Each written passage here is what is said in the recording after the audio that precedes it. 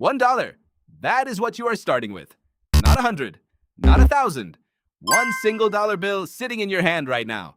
And the question is simple. Could you turn that into $1 billion in your lifetime? Most people hear that and laugh. It sounds insane.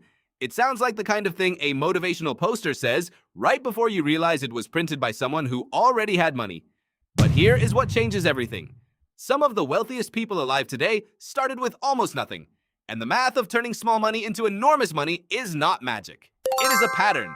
A very specific, very brutal, very real pattern that almost nobody talks about honestly. So let us talk about it honestly. First, the raw math. $1 billion is $1,000 million. If you have $1 and you want $1 billion, you need to multiply your money by 1 billion times. That sounds impossible until you understand compound growth. Compound growth means your money grows on top of itself. Every gain you make becomes part of the base that generates the next gain. It is the financial equivalent of a snowball rolling down a hill. Starts tiny, picks up mass.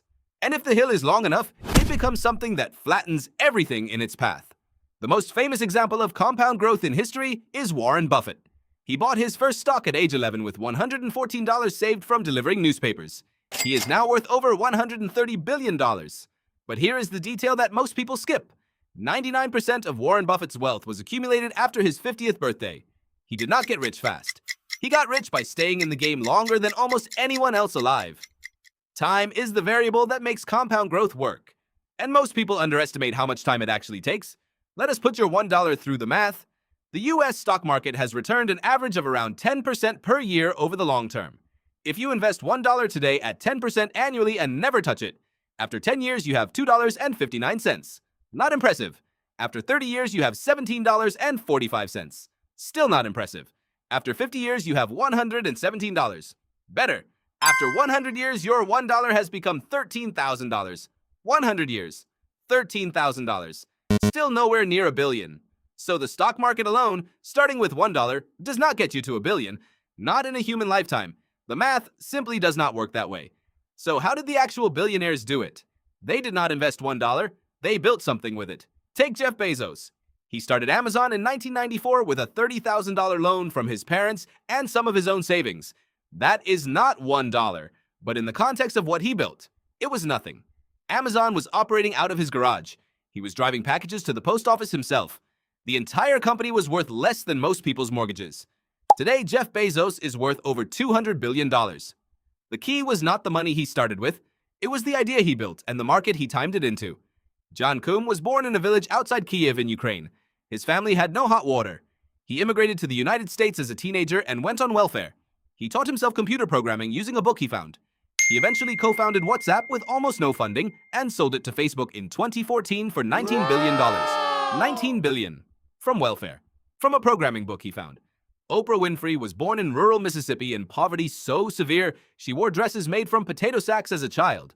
She is now worth over $2.5 billion and was at one point the only black female billionaire on the planet. Do Won Chang moved to the United States from South Korea, working 3 jobs simultaneously, including as a gas station attendant and a janitor. He founded Forever 21 with $11,000. At its peak, the company was generating $4 billion in annual revenue. The pattern is not starting with money. The pattern is starting with something valuable that money eventually catches up to. So back to your $1. What can you actually do with it? Here is where it gets interesting. $1 buys you a domain name on sale. $1 buys you enough data to watch a tutorial that teaches you a skill. $1 can be the first payment on a tool that generates your first client. $1 is enough to start a resale business by flipping something you already own for $2, then $4, then $8, doubling each time. Doubling. That word matters. If you could double your money consistently, here is what happens. Double $1 and you have 2. Double again, 4. Keep going. After 10 doubles, you have 1,020. $4. After 20 doubles, you have over $1 million. After 30 doubles, you have over $1 billion. 30 doubles from $1 to $1 billion. That sounds easy until you try to do it. Doubling your money once is not hard. Doubling it twice is not hard. But doubling it consistently, reliably, 30 times in a row, that is one of the hardest things a human being can attempt. Most people get stuck somewhere between double 15 and double 20. The businesses that can sustain doubling that long are extraordinarily rare. But they exist, and the founders of those businesses became billionaires. The real answer to the question is not yes or no. It is this.